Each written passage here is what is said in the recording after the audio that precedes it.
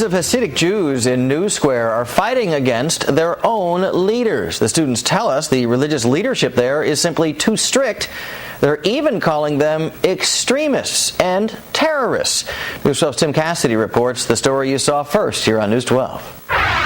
It is a standalone Rockland community made up of Hasidic Jews who ultimately set their own rules. But now some in New Square say their leaders have gone too far. The last 2 years, the extremists in New Square tried to take control over the people.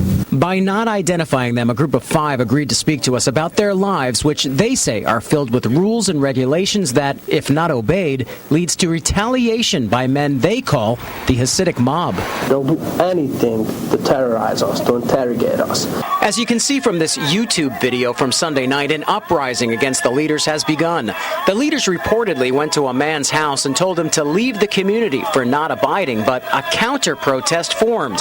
On Monday, some of those protesters were arrested at their own school and synagogue, which they believe was retaliation for going against the establishment Sunday night.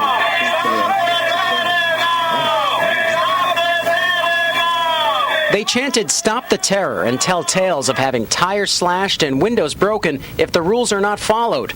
And come election day, they say, they are told who to vote for and are watched behind the curtain as they pull the election lever. Before the elections for supervisor, they hung a sign in the synagogue, with the big bulldozer.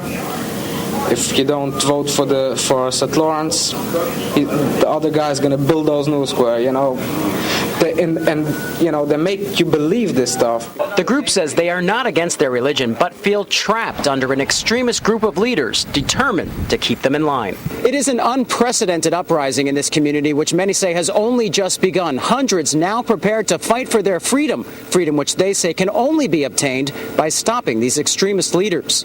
In New Square, Tim Cassidy, News 12. We did reach out to the leadership of New Square, but so far our calls have not been returned.